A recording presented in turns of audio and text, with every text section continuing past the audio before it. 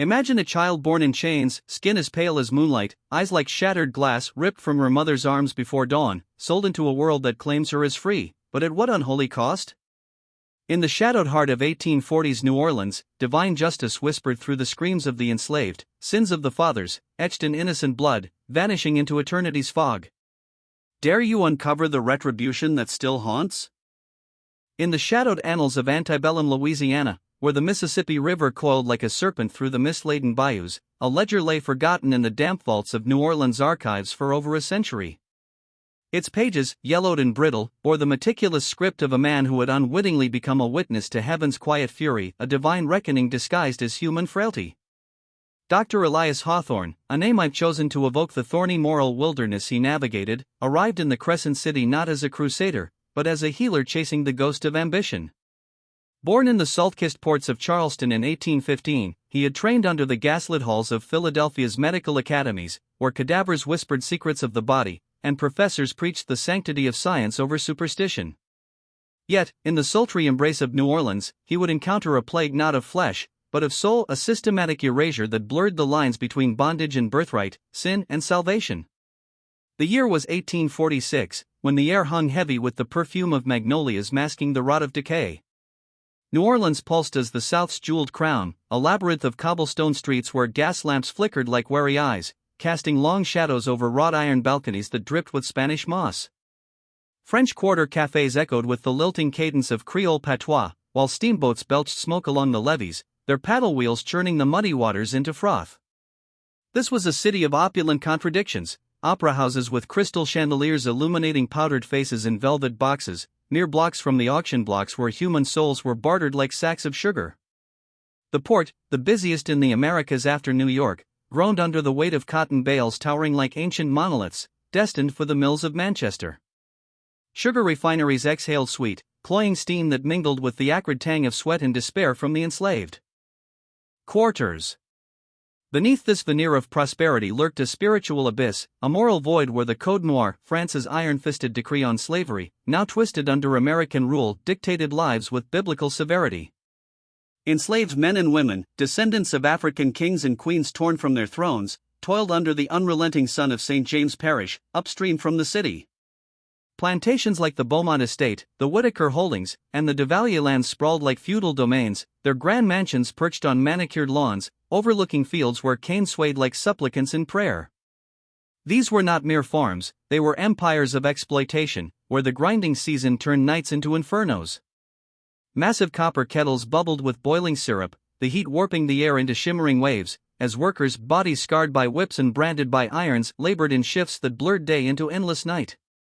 The crack of the overseer's lash echoed like thunderclaps from a wrathful god, punishing the weary for faltering, while accidents claimed limbs in the merciless jaws of the mills. The owners, self-anointed patriarchs like Henri Beaumont, a man whose family traced roots to Haitian refugees fleeing Toussaint's revolution, lounged in parlors adorned with imported silks and silver, sipping absinthe laced with laudanum. They quoted scripture at Sunday services, invoking proverbs to justify their dominion: the diligent shall rule, but the slothful shall be under tribute.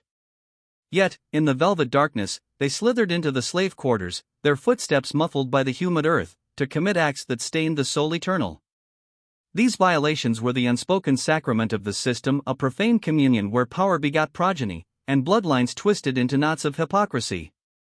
The light-skinned children who served in the big houses, their curls tamed and skin powdered, were living testaments to this hidden heresy, ghosts of paternal sins wandering the halls like unacknowledged heirs. Dr. Hawthorne, with his starched collar and leather-bound kit, entered this world as an outsider, his Alabama drawl softened by northern polish.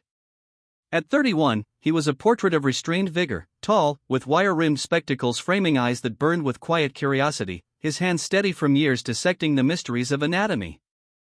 He had dreamed of tending to the Creole elite, diagnosing their fevers in perfumed boudoirs, but the old guard families like the Leclercs and the Montaignes guarded their patients like heirlooms. Relegated to the margins, he accepted contracts from the planters, riding his bay mare along the river road at all hours, the lantern's glow cutting through fog that clung like spectral fingers. His ledger became his confessor, each entry a ritual: date, patient, ailment, remedy. It was here, in ink that bled like wounds, that the pattern first emerged, a chilling mosaic of births that defied nature's decree, hinting at a cosmic imbalance where the innocent paid for the guilty's transgressions. The first revelation came on a storm-lashed night in February 1846, when a frantic knock shattered the silence of his boarding house on Chartres Street. Rain lashed the shutters like divine scourges, and thunder rolled as if the heavens themselves protested. A sodden boy, no older than 12, his bare feet caked in mud, gasped out the summons, "Miss Adeline in labor, sir." "Bad. Midwives say come quick." Hawthorne saddled up, his coat whipping in the gale, as he galloped toward the Beaumont plantation. The path wound through cypress groves where roots twisted like serpents, and owls hooted omens from the branches. The air thickened with the metallic scent of rain on earth, mingling with the distant roar of the river, swollen and hungry. Arriving at the quarters, a cluster of weathered cabins huddled like penitents under the overseer's watchful tower, he was met by Mama Ilara, the grizzled midwife whose hands had ushered generations into bondage. Her face, etched with lines like cracked parchment, held eyes that had seen too much suffering. "She's been pushin' since noon," Ilara murmured, her voice a rasp honed by tobacco and tears. "Babe's turned wrong. She's screamin' for mercy." Inside the cabin, the air was a stifling brew of sweat, blood, and wood smoke from the hearth. Adeline, 24 and ebony-skinned, lay on a cornhusk mattress, her body arched in agony, fists clenched around a knotted rag. Her breaths came in ragged gasps, echoing the wind's howl outside. Hawthorne knelt, his instruments glinting in the lantern's feeble light, and assessed breech presentation, a perilous twist that could claim both lives if not rectified. For hours, he labored in that dim hell, his sleeves rolled, sweat beading on his brow like penance. Ilara chanted low prayers, fragments of African rhythms fused with Catholic pleas to the Virgin, while Adeline's cries pierced the night, raw invocations of endurance. The overseer, a bull-necked brute named Harlan, loomed in the doorway once, his lantern casting demonic shadows, then retreated, disinterested in the miracle unfolding. Finally, as lightning forked the sky, illuminating the room in stark white flashes, the child emerged, a girl, robust, her cries slicing the tension like a blade. Hawthorne wiped her clean, expecting the familiar hues of heritage, but froze. The infant's skin was porcelain pale, veined with blue like fine marble, her eyes, unfocused yet promising azure depths, her hair a whisper of flaxen silk. She was not mulatto, not quadroon, no trace of her mother's rich melanin marred this visage. It was as if she'd been sculpted from European clay, a changeling thrust into a world of chains. Adeline, spent and hollow-eyed, glanced once at the babe, then averted her gaze, a tear tracing her cheek like liquid sorrow. "Take her," she whispered, voice cracking like dry earth. "Before they come." Hawthorne's pulse quickened, a doctor's oath clashing with an unspoken dread. He inscribed the birth, female infant to Adeline, Beaumont Estate. Vigorous, anomalous phenotype, Caucasian in totality. Paternity obscured. As dawn bled pink through the cracks, he departed, the child's wails fading behind him, a haunting lullaby in the mist. 3 days hence, he returned under a leaden sky, the river's murmur a constant undertone of unease. Adeline sat on the cabin's splintered porch, rocking vacantly, her breasts bound with rags that seeped milk like wasted grace. The child? Gone. Dead, she intoned flatly, eyes distant as if peering into purgatory. Harlan, overseeing the field hands with a coiled whip, dismissed Hawthorne's probe, weak blood. Buried yonder in the potter's field. No use digging up ghosts. But the doctor knew falsehood when it slithered, the babe had thrived, her vital signs a testament to life's tenacity. That night, in his chamber lit by a sputtering candle, shadows dancing like accusatory spirits, Hawthorne pondered the enigma. Was this a quirk of genetics, or something more profane, a harvest of forbidden unions, reaped in secrecy? The pattern unfurled like a venomous vine. In April, on the Whitaker plantation, where the cane fields stretched to the horizon like green waves under a merciless sun, he attended Lydia, a woman of 30 whose previous offspring had been auctioned off like chattel. The labor unfolded in a sweltering cabin, the air thick with the buzz of mosquitoes and the distant chant of work songs, melodies of resilience laced with lament. Lydia pushed with feral strength, her screams merging with the thunder of an approaching squall. The boy born that eve mirrored the first, alabaster skin glowing in the lamplight, features chiseled as if from Renaissance marble, eyes destined for stormy gray. Lydia, collapsing back, refused to cradle him, her sobs a torrent. "Lord, why curse me so? Take it from my sight. The overseer materialized like a wraith, bundling the infant away. Into the night, his boots crunching gravel like breaking bones. Again, the ledger captured the anomaly, male infant to Lydia, Whitaker Holdings. Robust, phenotypically European. Origin veiled. A week later, the verdict, deceased from infantile vapors, body interred sans autopsy. Hawthorne's inquiries met Stonewall's Ilara's warnings hiss like serpents, some sins ain't for white folks to unearth, doctor. The Almighty sees 'em clear enough. The mother's eyes, when pressed, held mirrors of trauma, blank, shattered, reflecting a hell where motherhood twisted into mourning. By summer's blaze, the count mounted, 7 births, each a pale apparition vanishing into ether. On the Duvalier lands, under a moon bloated like a guilty conscience, he delivered twins to Miriam, boys with skin like fresh linen, their cries harmonious harbingers of doom. Miriam, her body racked, whispered biblical fragments, the sins of the fathers visited upon the children, unto the 3rd and 4th generation. Exodus echoed in Hawthorne's mind, a divine ledger balancing earthly debts. The overseers grew vigilant, their glares laden with threat. One, a scarred veteran named Voss, gripped Hawthorne's arm. Mind your quill, Sawbones. Questions breed graves. Hawthorne, no firebrand abolitionist but a man of reason, felt the spiritual weight pressing. Sleepless nights in his quarters, the city's nocturnal symphony, carriage wheels on stone, distant jazz horns wailing like lost souls, fueled his ruminations. Was this a conspiracy of concealment, where white-passing progeny were spirited away, sold as free to unsuspecting families, erasing the stain of illegitimacy? Or deeper, an infernal bargain where planters profited from their own depravity, auctioning blood as commodity? The Bible's tales of Pharaoh's plagues flickered in his thoughts, innocents slain to preserve power, yet divine justice inevitable. He began discreet notations, cross-referencing plantations, noting the owner's nocturnal visits, rumors whispered in taverns of midnight indulgences. Autumn brought escalation, a dozen more deliveries across 5 estates, each child a spectral echo, pale as redemption's promise yet doomed to disappearance. The enslaved women's faces haunted him, etched with guilt's shadow, as if birthing these anomalies invoked personal damnation. One, named Selah, after her labor under flickering candlelight, clutched Hawthorne's sleeve. It's the devil's seed, doctor. Planted in darkness, harvested for light. Pray for us. Her words chilled like winter's breath, evoking jobs trials, suffering as test, or retribution. By winter 1847, 18 months into the ordeal, Hawthorne's ledger bulged with 42 entries, 42 souls born into limbo, vanished like misted dawn. Patterns crystallized, all mothers dark-hued, all births unattended by owners yet swiftly claimed, all deaths unverifiable. He confided in a colleague over brandy in a dimly lit salon, the smoke curling like incense. It's as if God's hand scribes these births to expose the hypocrisy, these children, mirrors of sin, meant to shatter the facade. But whispers traveled, paranoia bloomed. A tempting report to parish officials, he was rebuffed in a marbled hall reeking of cigar ash. Your services suffice no more, doctor. Weeks later, his body washed ashore, bloated and eyeless, the river's judgment rendered. The ledger? Vanished, only to resurface decades hence in a conflagration's ashes, a woman's dying confession igniting truth's flame. Yet the births persisted, a silent epidemic rippling through Louisiana's underbelly, hundreds of children funneled into a clandestine web, midwives as midwives to deception. Brokers in shadowed alleys peddling orphans to northern families or European expatriates. This network, oiled by greed and veiled in piety, laundered bloodlines, turning slaves' offspring into society's elite doctors, merchants, even clergy unaware of their chain origins. The spiritual undercurrent?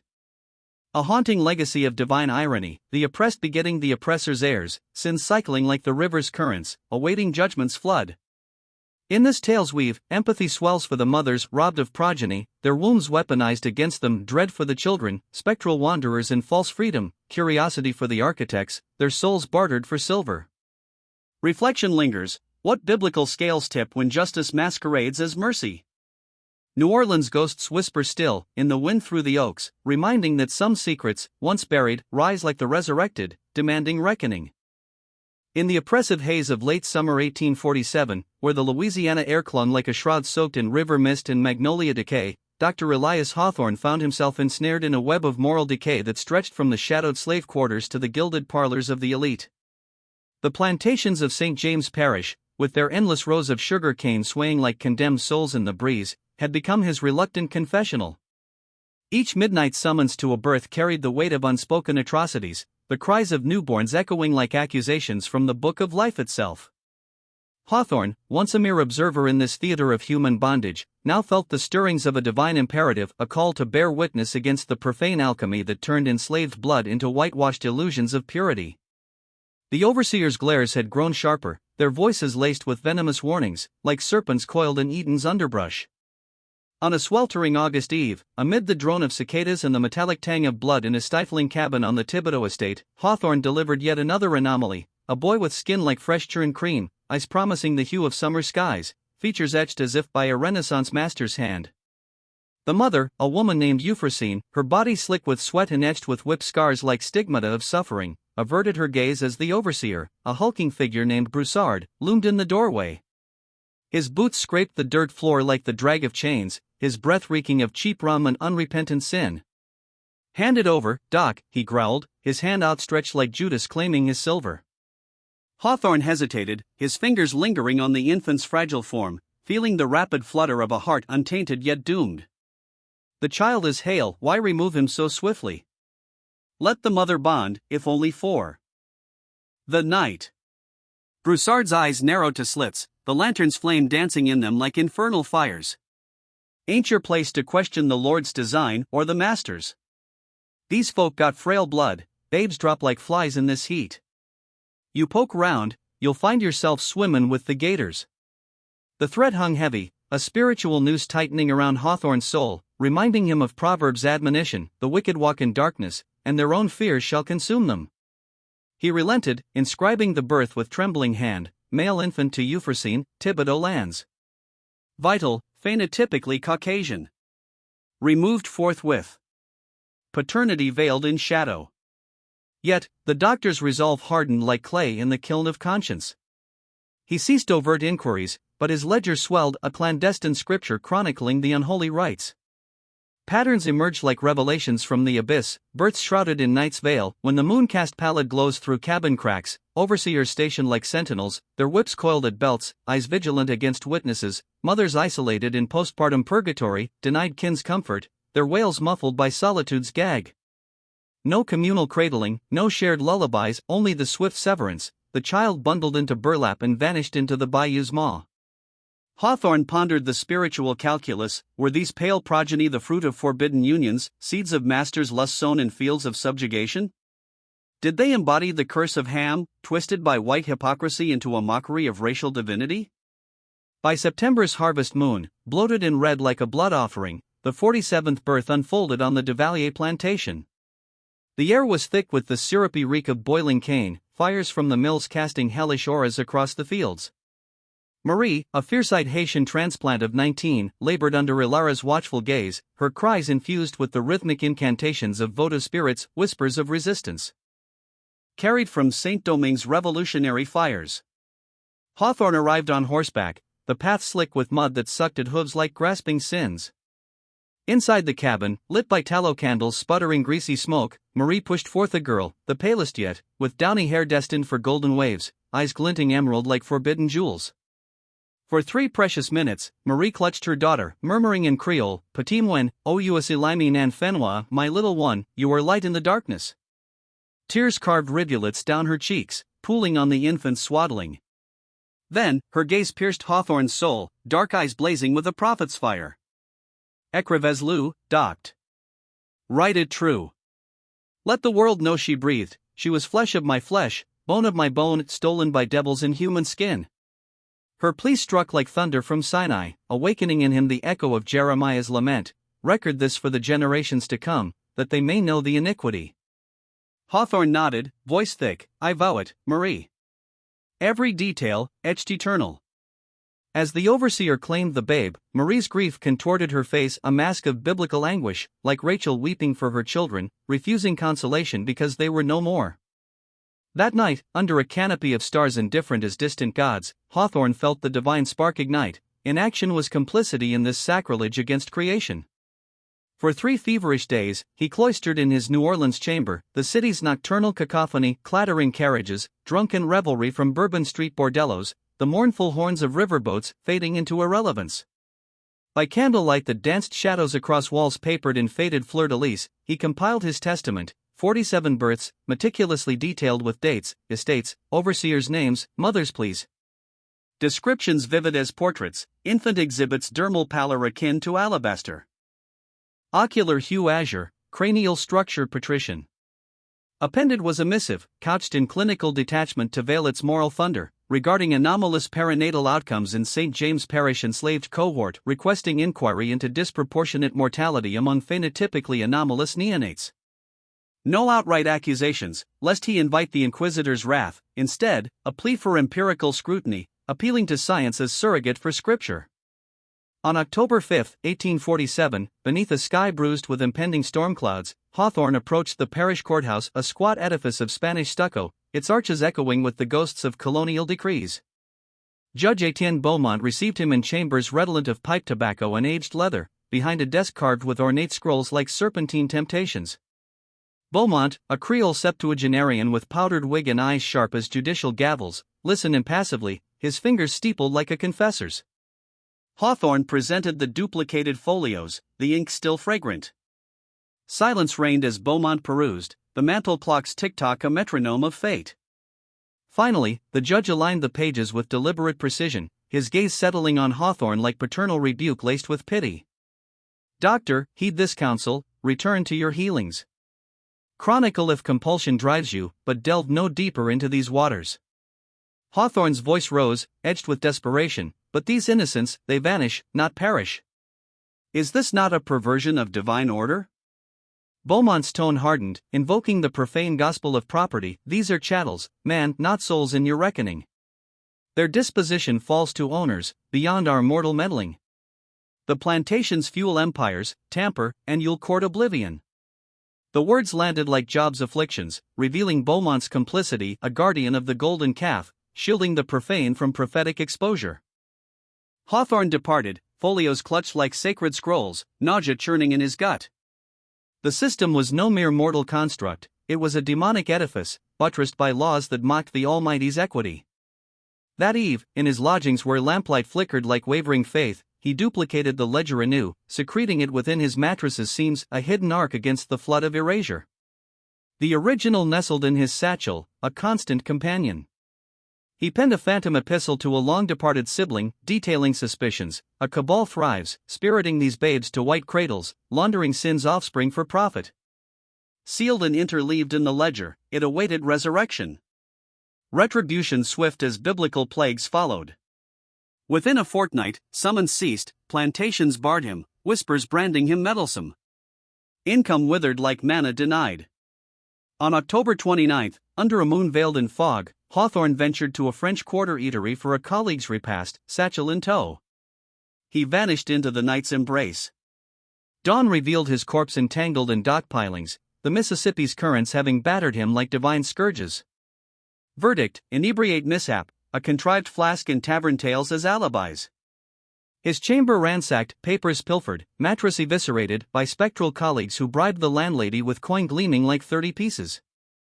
Interred in St. Louis Cemetery No. 2's pauper plot, unmarked amid crumbling vaults where Spanish moss draped like shrouds, Hawthorne faded into obscurity. Yet his ledger's ghost lingered, a spectral indictment.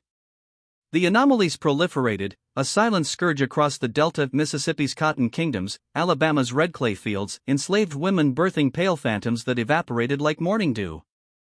The quarters buzzed with clandestine lore, murmurs in midnight huddles, coded songs carried on work chants, warnings ferried by errant runners.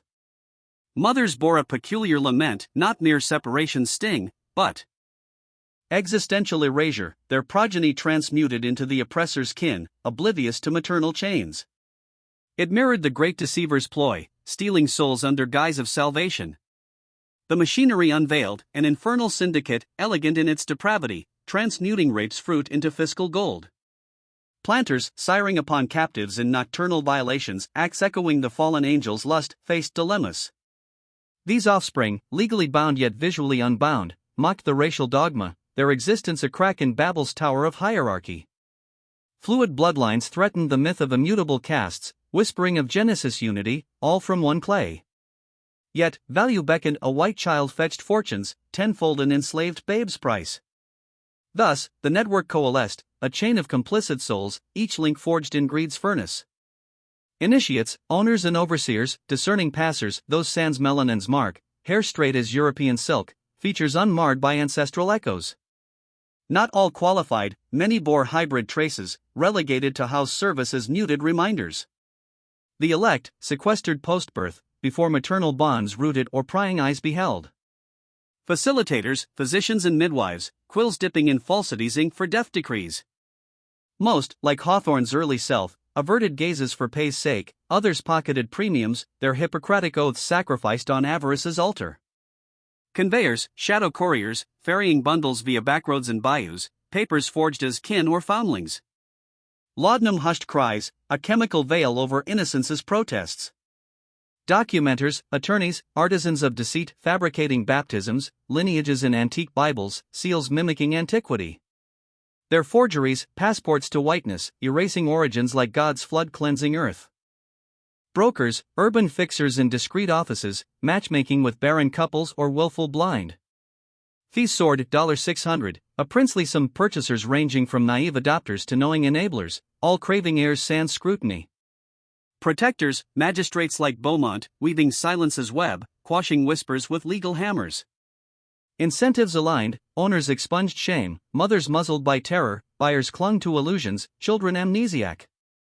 A flawless abomination, evidence incinerated, witnesses discredited, enslaved testimony weightless as chaff. This might have endured, a perpetual curse like original sin, but for Henriette Delacroix, a free woman of color whose spirit burned like the Haitian Loa she invoked in secret. Born in 1821 to a manumitted mother, freed by a Creole merchant's deathbed grace, Henriette navigated New Orleans' treacherous strata.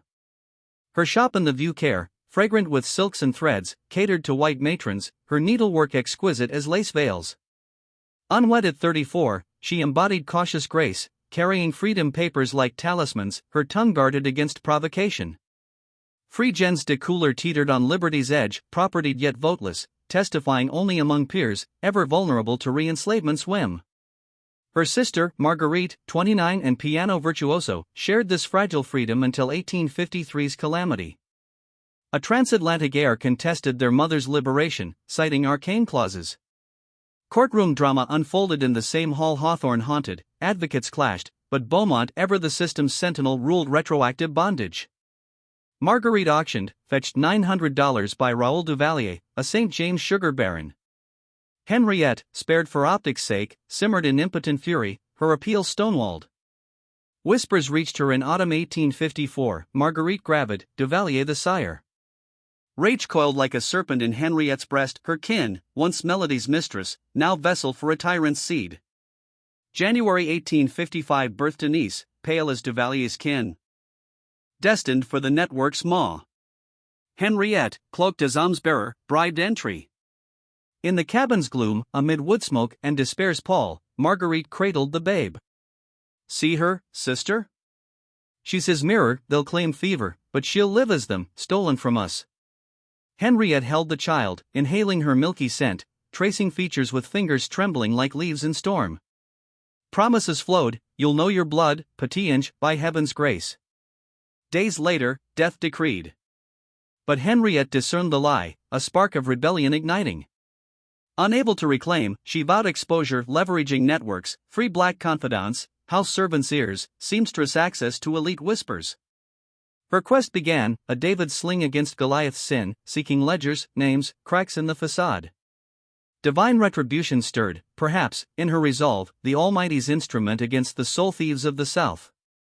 In the labyrinthine underbelly of mid-1850s New Orleans, where the Mississippi's murky depths mirrored the moral quagmire of a society built on fractured souls, Henriette Delacroix emerged as a spectral avenger, a free woman of color whose spirit, forged in the fires of Haitian resilience, refused to bend beneath the weight of systemic iniquity.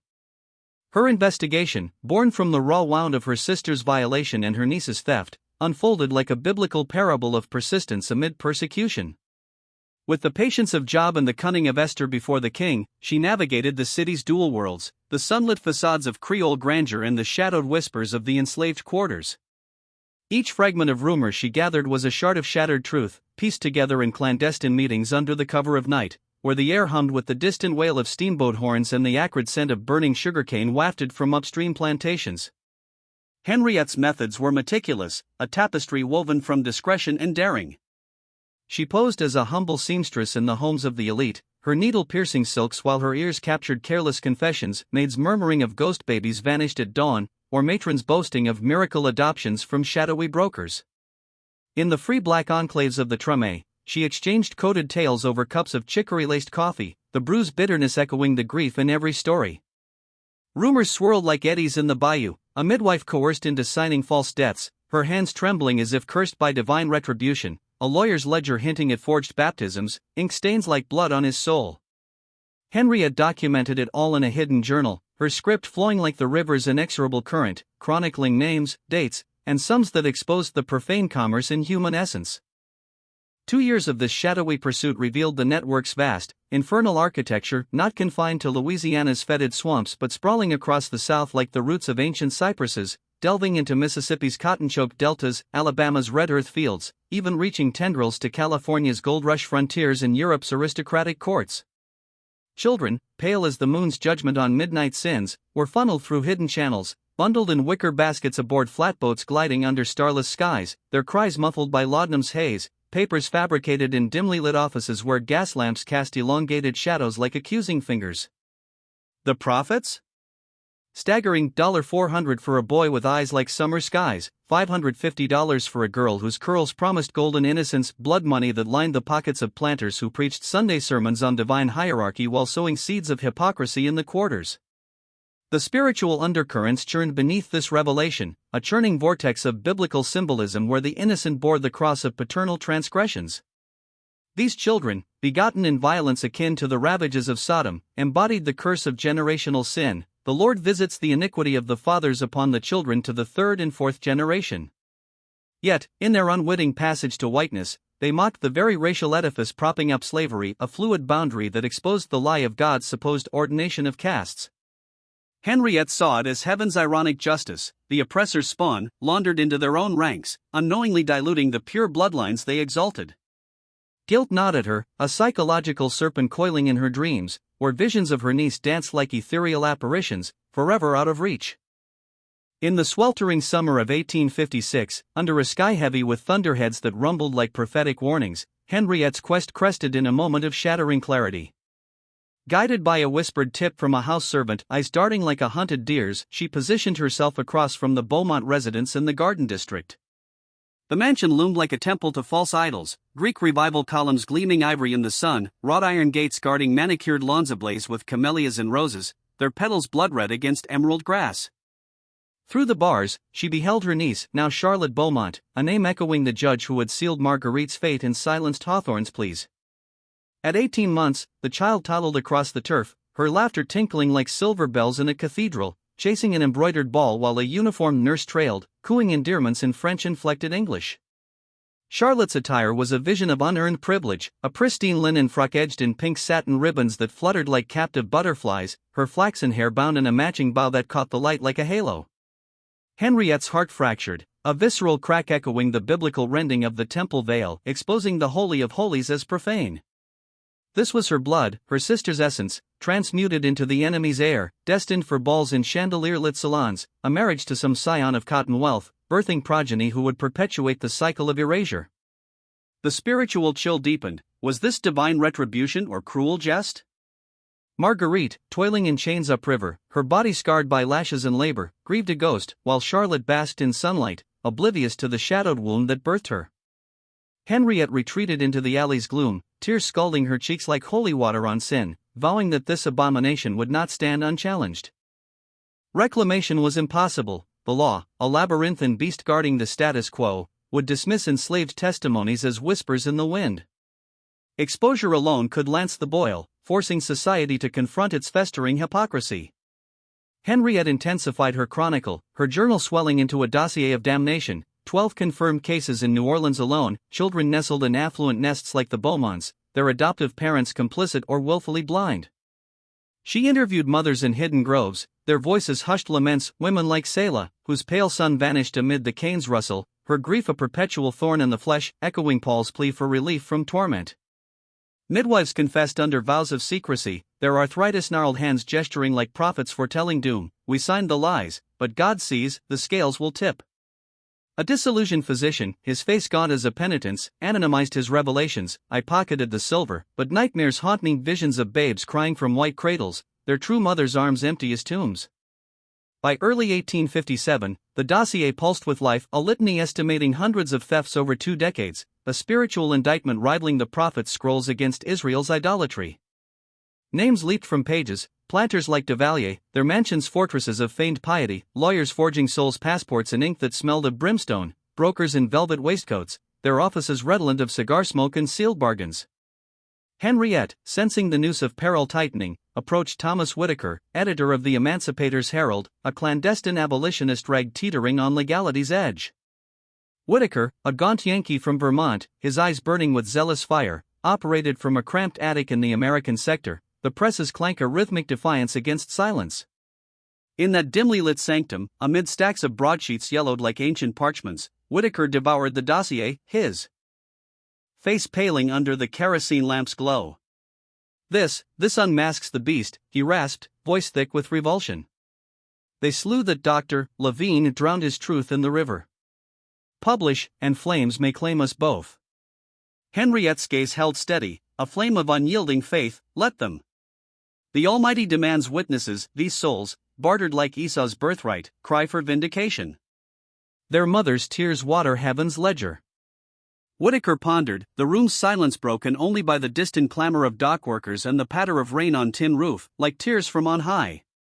2 weeks, he conceded. I'll verify parish archives, whispers from clerks. Then, front page, the veil torn asunder. But Providence, or infernal machination, intervened. On March 17, 1857, in the witching hour's depths, flames erupted in Whitaker's press house, a conflagration roaring like the furnaces of Gehenna. The building, nestled among warehouses reeking of tar and tobacco, ignited with unnatural ferocity, kerosene's oily signature evident in the blaze's blue-tinged fury.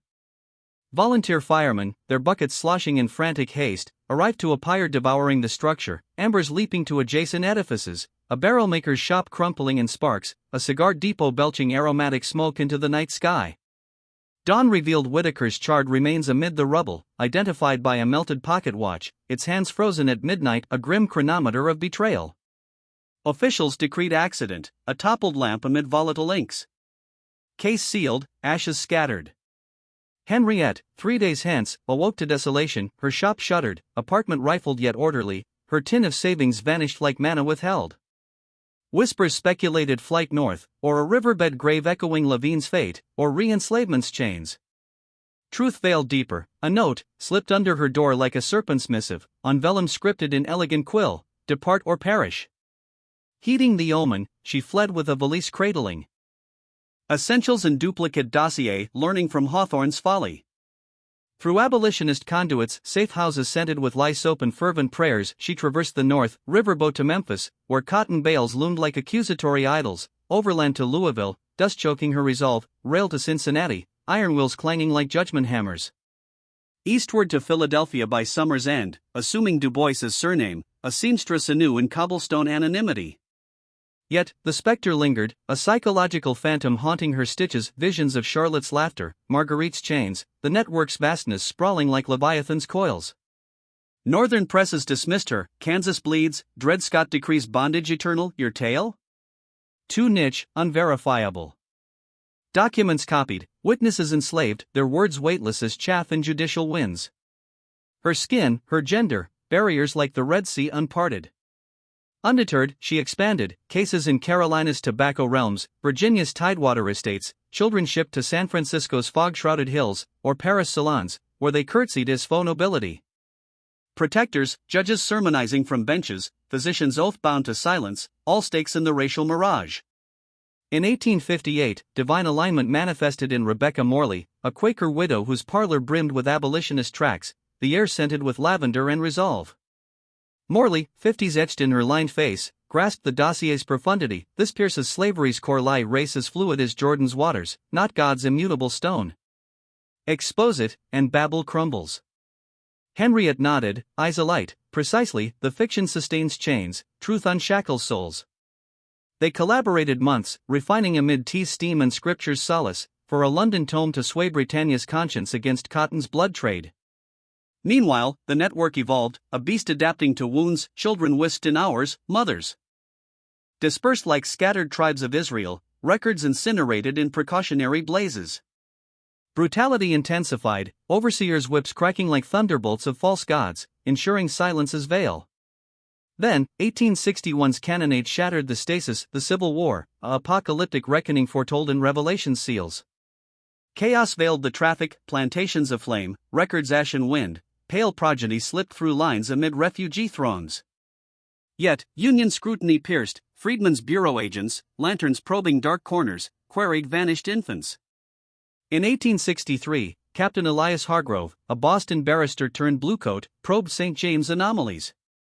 37, with a wife's portrait in his breast pocket, he pored over Hanville's archives, ledgers dust-moted under candles flicker, irregularities glaring like scarlet letters. Uniform death decrees, fever, frailty sans symptoms, sans rights.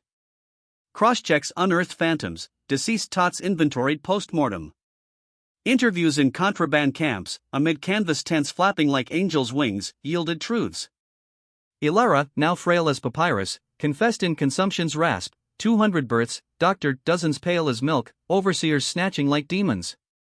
To city families, papers forged, silver flowing like Judas' betrayal. Names spilled, Duvalier, successors to Hawthorne, New Orleans solicitors.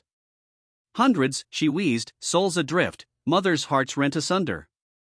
Hargrove's report burgeoned a clarion for justice, reunion, prosecution. But transfer orders quashed it, to Virginia's killing fields. Commander intoned, war's maelstrom demands focus, expose this, unleash pandemonium on white hearts. Political calculus, moderates fragile alliance, racial quakes unpalatable. Shelved, Hargrove fell at Cold Harbor, notes addict in Boston obscurity. Ilara perished soon after, mass-graved amid the freed. War's end abolished chains, Bureau reunited kin, but not these transmuted ghosts. Mothers silenced, revelation would doom progeny to segregation's maw. Network faded, but legacies endured, descendants unwitting, bloodlines veiled. Marguerite, emancipated, lingered on Duvalier lands as wage slave, nowhere beckoning, family fractured. Henriette, in Philadelphia's embrace, pondered heaven's ledger, sins tallied, retribution deferred, yet inevitable as dawn's inexorable light. The echoes persisted, a haunting chorus of divine justice unfinished, whispering through generations of hidden heritage. In the fractured aftermath of the Civil War, where the South lay scarred like a battlefield of the soul, plantations reduced to charred skeletons, rivers choked with the debris of shattered empires, the threads of stolen lives frayed into oblivion. Marguerite Delacroix, once a beacon of refined grace with fingers dancing across piano keys in New Orleans' free-colored salons, withered in the humid grip of St. James Parish. Emancipated yet tethered by necessity, she lingered as a sharecropper on Duvalier's lands, the cane fields whispering accusations with every rustle.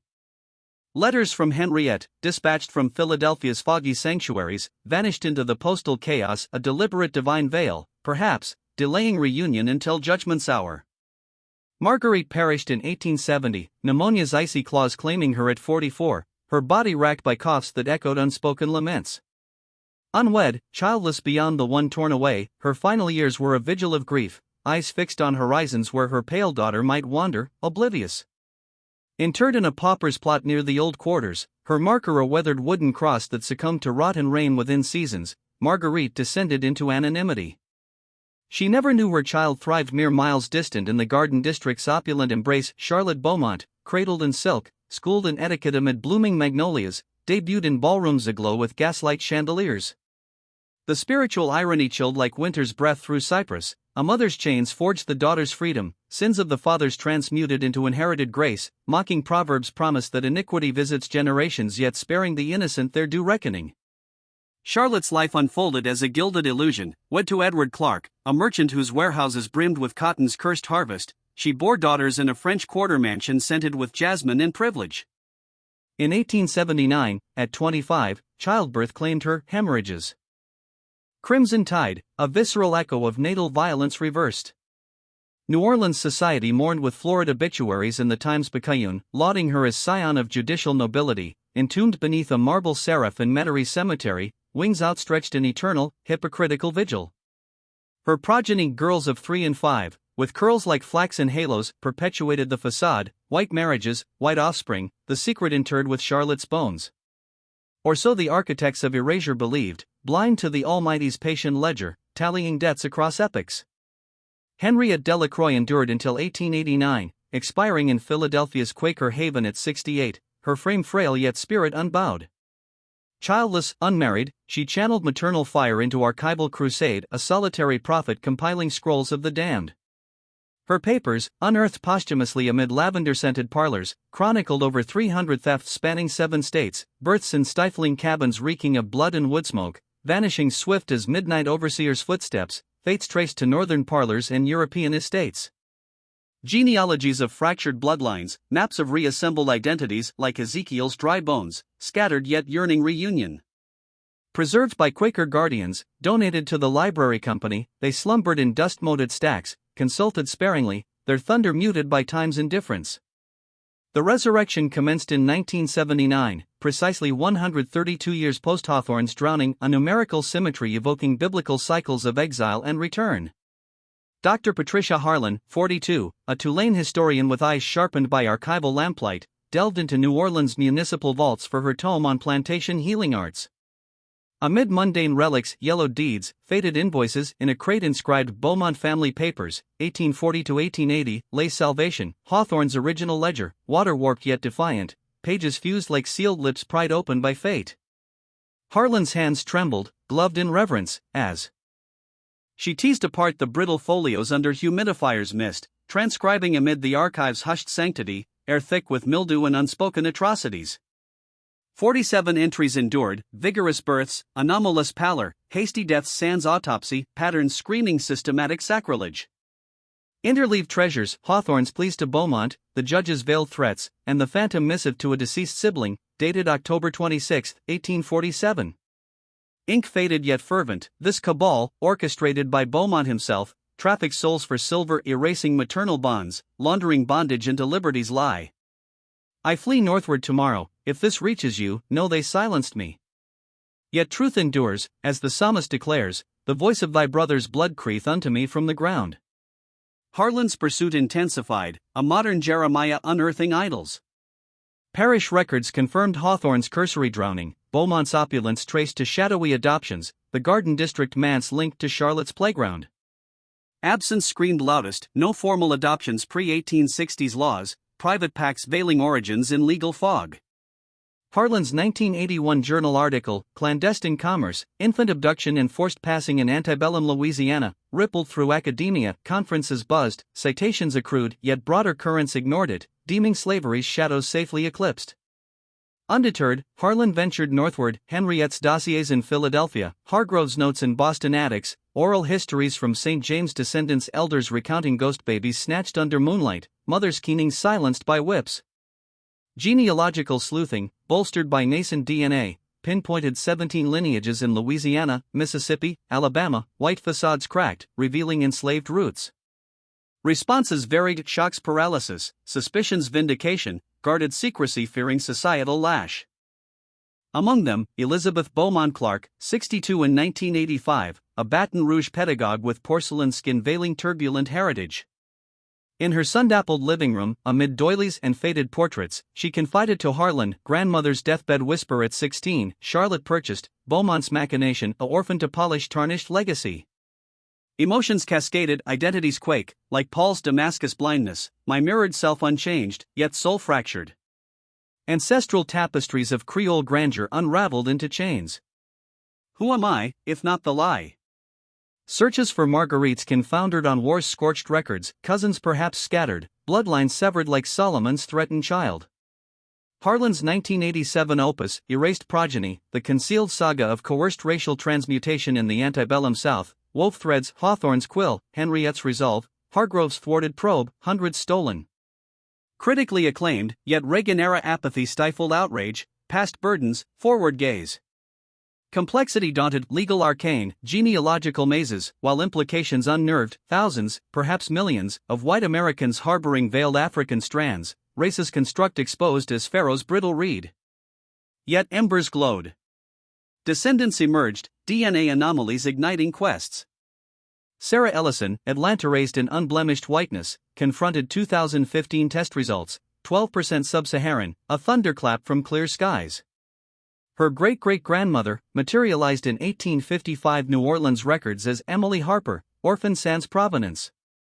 Years of delving unearthed Hawthorne's ledger, born May 1847 to Josephine on Whitaker Estate, spirited days old.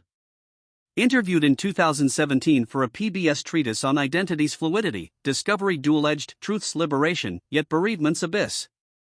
My worldview inverted. Josephine's other progeny? Sold horizons away, echoes lost in ether.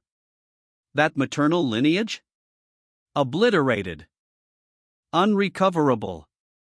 The 2018 documentary amplified case studies of fractured heritages, estimating hundreds of thousands descendants adrift, oblivious. Inquiries flooded, gapped pedigrees, anomalous alleles, foundlings in addicts' lore. Harlan succumbed in 2003, mid-sequel expanding southward, cataloging 200-plus cases, intuiting multitudes traceless.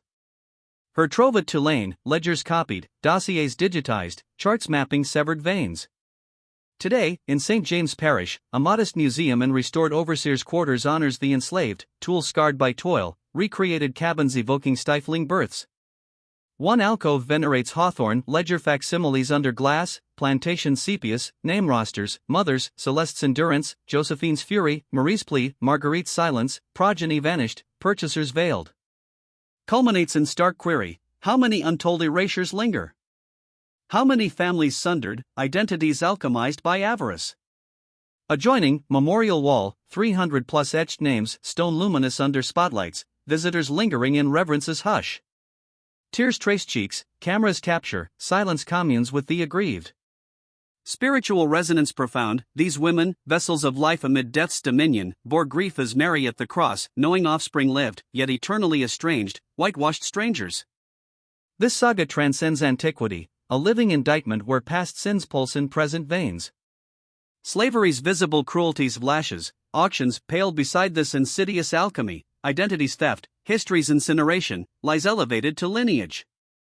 Stolen children forfeited not merely liberty, but maternal embrace, ancestral songs, blood's true rhythm. Transfigured unwitting into oppressors' mirrors, they perpetuated the cycle, innocent vessels of paternal damnation. Mothers endured the exquisite torment, awareness of progeny thriving in enemy's lap, cradled in stolen splendor, forever ignorant of womb's sacred bond. Silence enforced by terror, grief internalized like hidden manna souring. The apparatus neared perfection, invisible, traceless, yet divine persistence prevailed.